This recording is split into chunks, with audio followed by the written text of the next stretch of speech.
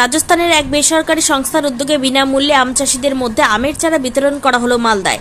বুধবার সকালে আনুমানিক 9:30 নাগাদ বিনামূল্যে কয়েকশো আম চাষির মধ্যে বিভিন্ন জাতের আমের চারা বিতরণের আয়োজন করা হয়েছিল। জানা যায়, এদিন ইংরেজবাজারের নরহাট্টা এলাকার যৌথ বসন্ত এলাকায় এক সংক্ষিপ্ত অনুষ্ঠান আয়োজন করা হয়। উপস্থিত ছিলেন পঞ্চায়েত সমিতির সভাপতি রাজেশ পাল, বেসরকারি সংস্থার কর্ণধার নিতিন সারাফ সহ অন্যান্য বিশিষ্টজনেরা।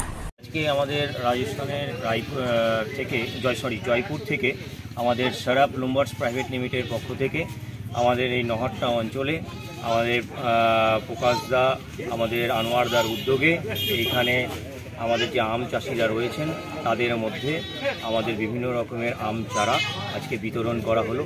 আমাদের মধ্যে আছেন এই অঞ্চলের প্রধান প্রতিনিধি সাহেব, আছেন ওই সারাফ লুম্বার্স প্রাইভেট লিমিটেডের কর্ণধার আমাদের নিতিন সারাফ মহাশয়, আছেন আনোয়ারদা, আমার পঞ্চায়েত সমিতির বান্টি ভাই থেকে শুরু করে প্রকাশদা, আনোয়ারদা থেকে শুরু করে এই এলাকার বিভিন্ন চাষিরা সবাই আজকে এখানে উপস্থিত আছেন।